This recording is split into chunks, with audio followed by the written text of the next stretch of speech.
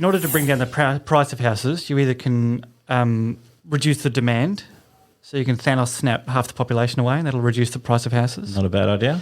Or you can increase the supply of houses. Going once, going twice, sold! You're listening to The Property Pod.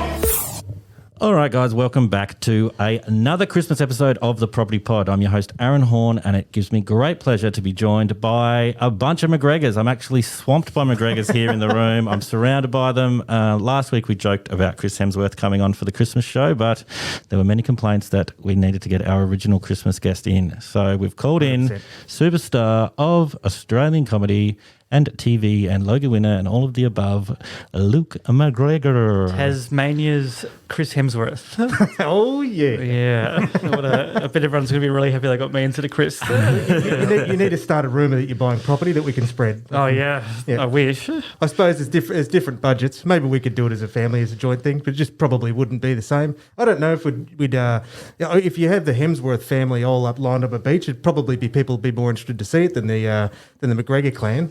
They're a handsome bunch. Anyway, you're going to introduce the other guy? Yeah, we'll get there. We've started with the stalwart of the family. He's been in here before. Let's bring onto the mic Mr. Chris Mcgregor. Welcome, guys. Thank you. Yeah. Not a problem. I've got three strapping young McGregors in the room, and I feel a little left out. I'm not donned in red and black. John's got his red and black looking sharp. How are you feeling, my friend? Good. Well, it's lucky because Michael Frank loved it the second he saw it, but it's just uncanny that this particular black and red tartan just happens to be one of the variations of the McGregor one. So it's nice when it's actually quite a common shirt pattern, but it's just subtly, it's just like, that's a McGregor, that's a McGregor, that's a McGregor. So that would have been the same masks they wore back in medieval times, when they had plagues back then as well, I suppose. Exactly. Yeah. If the like in Edinburgh where they used to have the pointy masks, they didn't showcase the fact they used to paint them black and red. Yeah, right. Yeah, exactly. Very cool. Very, very cool. It's historical fact. I cannot confirm or deny that. I have no idea. Well, guys, we thought we'd get Luke in today to have a chat with us about all things real estate. You came in last year and, we didn't come in, we did it via Zoom and we chatted. It's wonderful to have you in the studio. We were just going to talk about everything that's happened across 2021, kind of Rotaven obviously wrapped up its final season. You've left the world of real estate and moved on to other things. Space Ninjas next or something. I have to write it. Man, I love the idea of Space Ninjas. Yeah. Tell me more. So what is happening in your world before we jump into anything real estate? What's going on out there?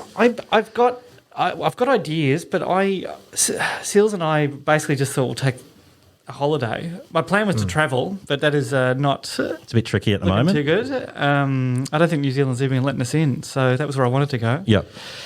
So for the rest of the year, just get as fat as I can and then start trying to work it off in January. That's the plan. Bulk up like a Hemsworth. Make your way to the East Coast and try and see if you can get in his compound. See if I can start auditioning for Marvel. That'll be the goal. Is it a good rest to give your brain a space creatively? Like no pressure to do something? It's good to just start doing, living life and trying to have experiences, because that's usually where you get your inspiration from. Yeah. Whereas during the lockdown, it was hard to write just because you're stuck inside. You're not really experiencing anything. Yeah. Whereas I need to be on a tram and bump into someone and spill my drink on them, and I sort of got more stand up. When I'm just sitting in my room, it's difficult. I thought because of we're sort of locked in, I have a bunch of time to write.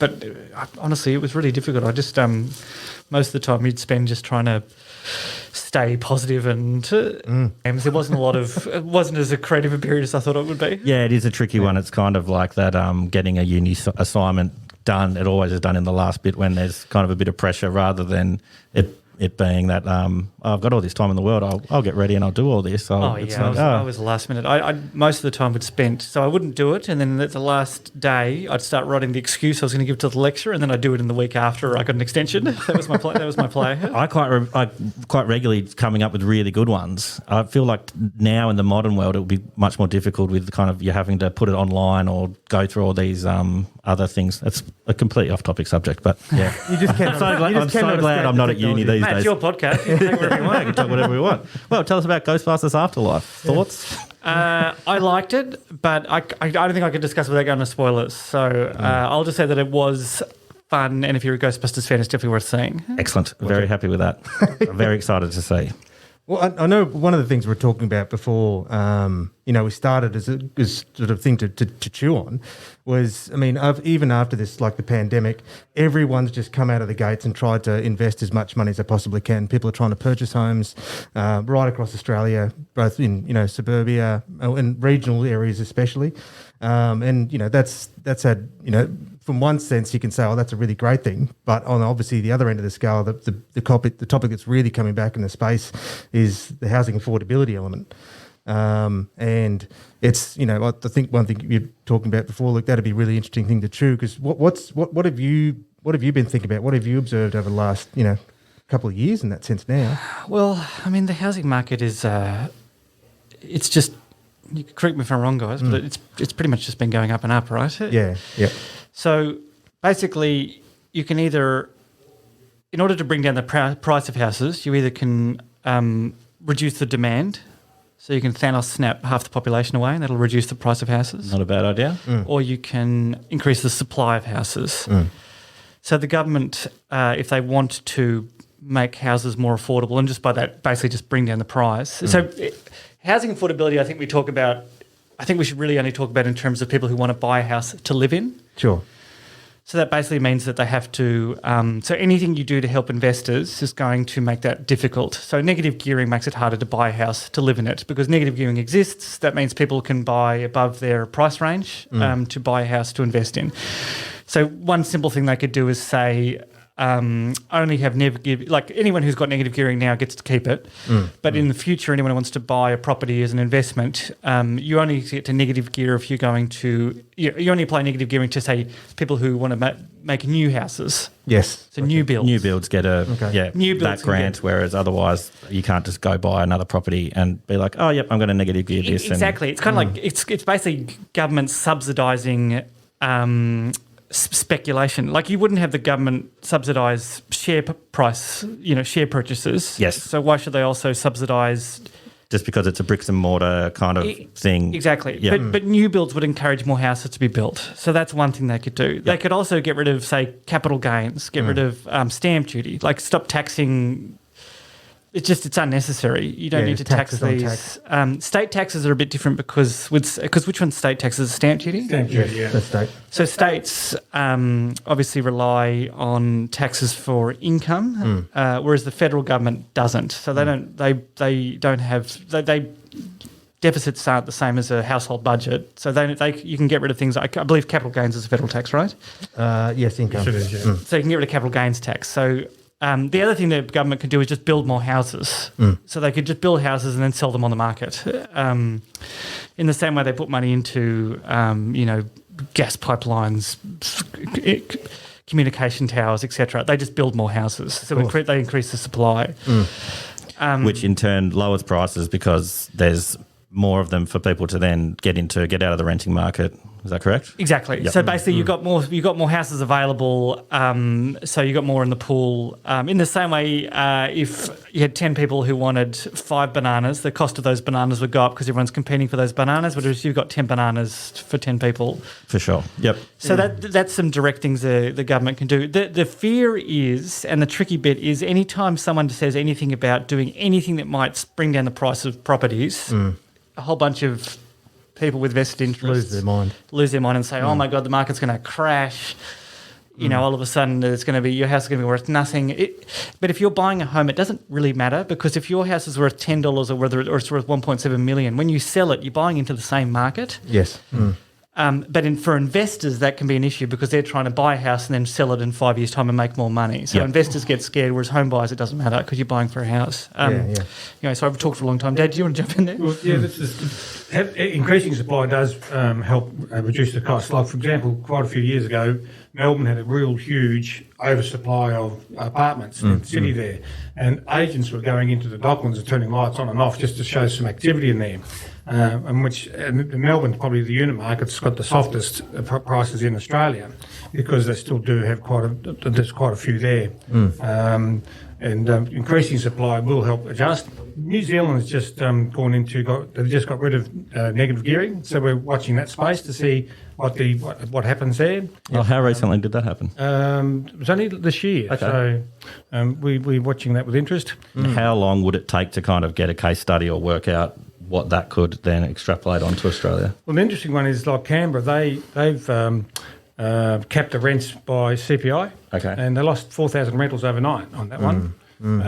So people, and I think media does sometimes when you talk about adjustment in prices, the media gets on it and says market's crashed, but it hasn't.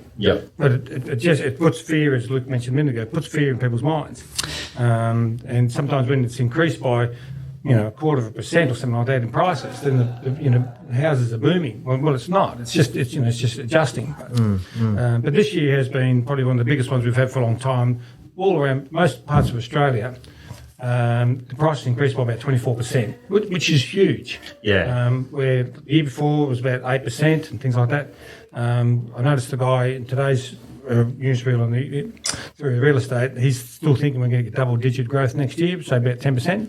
Yeah, so I guess the scary thing for that coming from somebody outside of the game, so say you're renting and you want to kind of get into the property market, that just seems like a impossible thing now. I guess like the Australian dream always used to be, if you work hard and you earn a crust, you'll be able to own a home. I know we were kind of discussing off mic before just this idea of, is it like a European approach to living situation where, the idea... I was only listening to Philosophy the other day and he was having a discussion about the idea of just renting. And it's quite often people will say, I'm just renting, as in it's this negative idea of like, I'll never own a home, but I'm just renting. I'm only here for the moment.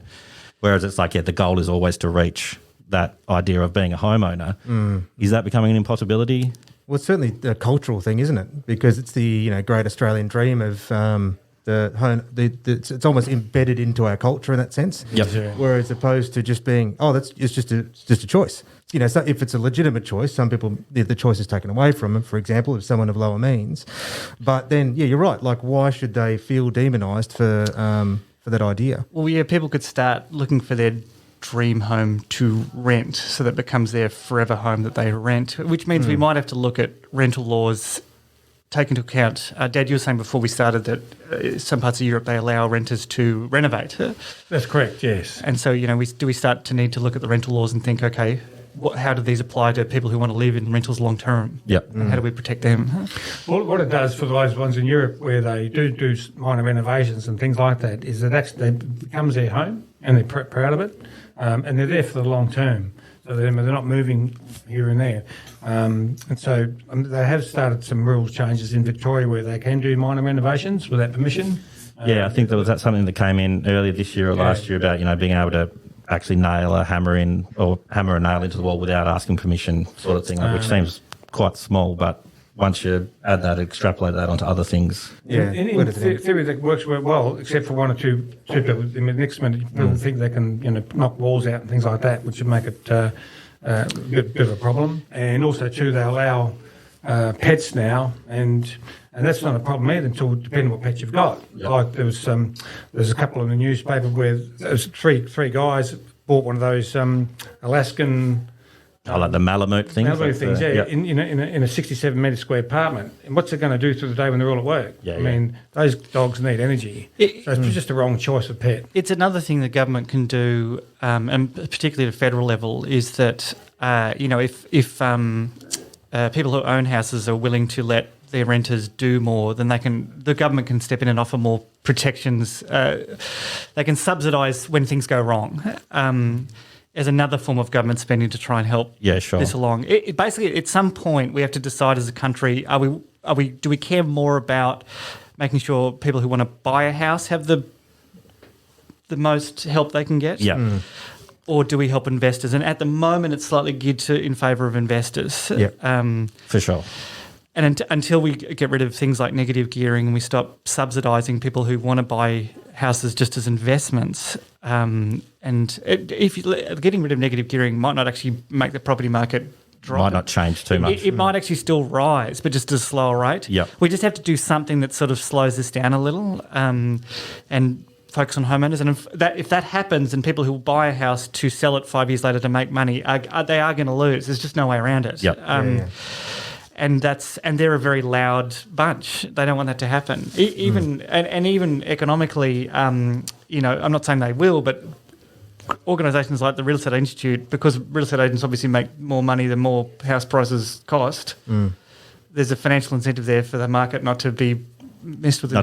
Fall down and same with state governments, because if the stamp duty is based on a transactional nature, often it's nearly at 3 to 5%. It's a taxable income for them. So it really has to. If changes really have to happen at a federal level, because the federal government's the one place that they don't rely on taxable income to spend. They're in charge of the currency. They can make change. They can do things the state government can't. Yep. One of the things we're keen to see is axing the tax on the stamp duty, because that is a huge burden for buyers. One of my friends, people might say he's not poor, but he stamp duty to change it from his name to another person, from one person's name to another, was $250,000. Please don't explain to me that it costs $250,000 to change it from one person's name to another.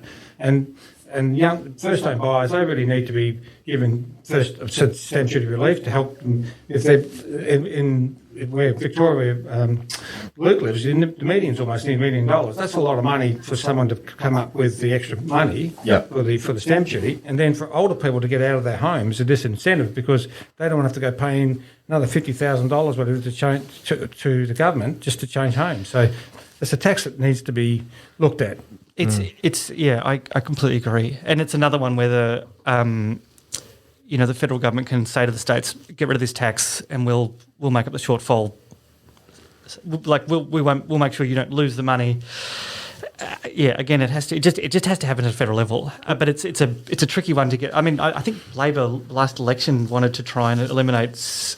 They wanted to make it so negative gearing only applied to new builds, and the amount of, if that's correct, the amount of scare around that it's going to crash the market. And things. It's just anyone who tries to dabble, it immediately start seeing these scare campaigns about it. And again, I think last time we spoke with you, we were talking about how kind of this is all theoretical stuff up in here. Like as soon as you try and change something, there's always someone that's going to push back and say, no, the reverse of that's going to happen, and whoever's got the louder voice will always come out on top. So, a very interesting kind of stalemate, really, until someone's brave enough to push the boundaries and say, we're going to go this far. Well, Luke touched on it earlier too. It needs to be sort of grandfathered. So if they've got an idea, like for example, you've just bought a home, you pay $50,000 in stamp duty, and then they change the tax. You don't want to find out, so you end up doing it on a yearly basis, like a land tax, whatever. The people have just paid their full stamp duty and buying the home. They don't want to be lumbered now with another duty for the rest of their life. Yep. Those need to be grandfathered. And then the only downside of that too is it may make people not sell, because now they've paid their money, and if they buy again, then they're lumbered with a tax for the rest of their life. So we've got to be really careful how they handle it. That's exactly right. Making sure that those who, whatever the law was before, aren't disadvantaged by the change. So it's doable. It's just we just got to make sure that no one's minimise any harm to anyone, and make sure that it doesn't. Anyone who's sort of just paid stamp duty doesn't. Yeah, that's exactly right. And that's the thing. Everyone's looking at who's winning and losing, and no one wants to give any ground. And it would seem to me that when, obviously, for all these, I'd like that. I hadn't thought of it this way, but in the end, who is it? Where is the incentive moving towards, and who gains the most? And realistically, in my thought would be the only fairest way to do is that there's no incentives to any particular direction. There's no incentive to new builds, there's no incentive to first home buyers, there's no incentive to investors. Just kill all of it. So there's just a thought experiment, I suppose. And then at the moment, though, because there's incentives in every single direction, once they're all removed, there's always going to be some adjustment where it finds its ground of now that's no longer affecting the market. It's going to take a series of years before that plays out on every end of the scale. And so is there a case to be made that by the government coming in and trying to incentivise in any particular way a good thing, or would it be better if they just got out of it? Incentives are good depending on what society needs. Like if you want to if more houses need to be built because people are homeless, for example, incentivising new builds is a good thing. The only problem is Australia, we've made a decision where we have we haven't, say, taken away an incentive, for example, removing negative gearing moving forward. We've always done things where we've said, okay, well, let's give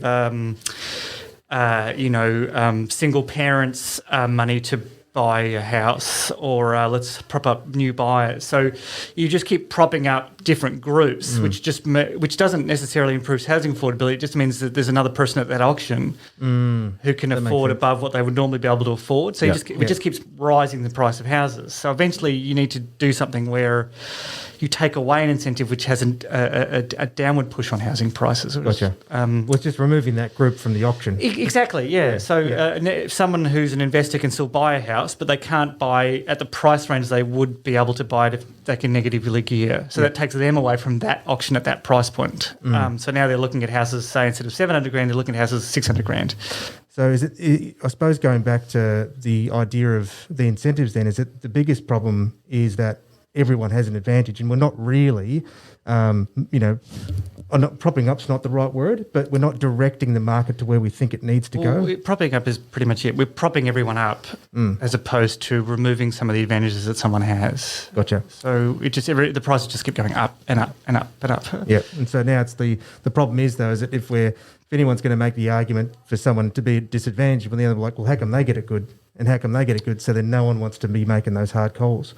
Yeah, you just basically just need to do things that have a downward impact. Like Dad said, removing stamp duty has a downward impact on prices. Negative gearing moving forward has a downward impact on prices. Prices might not fall; they might just rise slower. But it's just very hard for a government to campaign for pushing prices down on houses, because even if you own a house and all of a sudden it was $1 million and now it's worth 900,000, as a homeowner, it's still scary. It's like, oh man, my house has gone down 100 grand. But the markets that you would then be buying in would probably still be at the same level space. Well, the idea is because you've removed something that affects the whole market's gone down. So when you buy a house, it doesn't matter. But it's still, it's hard for people to compute. Oh, definitely. You don't want to hear that something's gone down. So it's just that sort of visceral gut reaction. Yeah. And someone explaining the economics of it might not necessarily make you feel better. That's why you never want to look at your ComSec trading app every day, because it's going. It's just, as a country, we just have to say, are we going to prioritise people who want to buy a house to live in, or are we going to prioritise people who want to buy a house to rent it out to someone? So I don't know. It's tricky. Yeah, it seems like a very tricky kind of space to be in. It's very interesting to chat about it. I guess being a Christmas episode, we should probably try and lighten the mood just a touch before we sign off. It's kind of all doom and gloom. I've got some podcast feedback. So here are what I regard as the most boring of the episodes. Hit us up. Okay, it's when you get a staff member in and then you ask them, what do you think it's like working at 414? I mean, what are they going to say? They're going to say, oh, I hate it.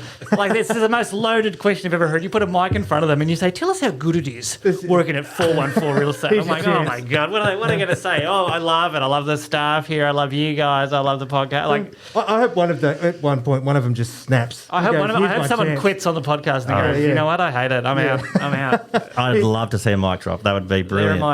So lose those apps from moving forward. All right, we'll take out the puff pieces where we're trying to just pump them up. We don't need those anymore. Maybe we could sit there and give it in brackets as well, just puff piece episode. Or only interview employees that have quit and are no longer working. Oh, as a feedback. That'd be more interesting. Interview the exit interview and record it and send it out live. They've got nothing to lose. Here's our dirty laundry. I think it's great feedback, but it makes sense to me.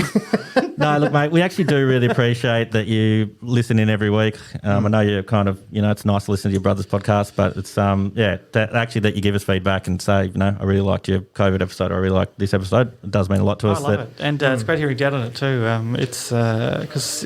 and I do feel like I've talked too much because, Dad, you've got so much experience in the industry. It's fun. It's just fun hearing my dad and my brother on a podcast. Yeah. I actually really like when Chris comes in. You've always got what you say is brief and important, and you get your message across straight away, and you're not mixing words up and completely opposite like John. I always appreciate the 3-minute notice too, by the way.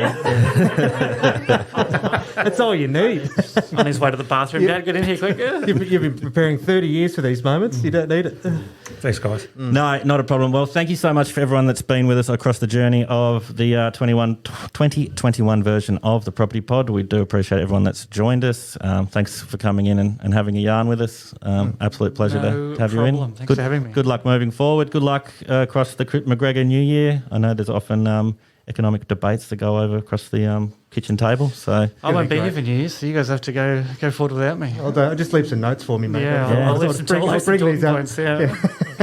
party on Wayne, party on Garth. Car. All good, guys. Merry Christmas, everyone out there. We will see you all in 2022. Game on. See ya. Take care.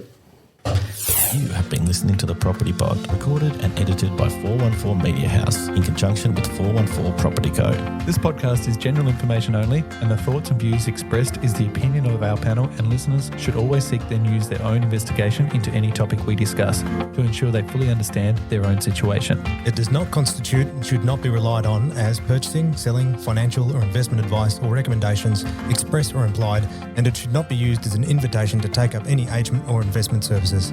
No investment decision or activity should be undertaken on the basis of this information without first seeking qualified and professional advice.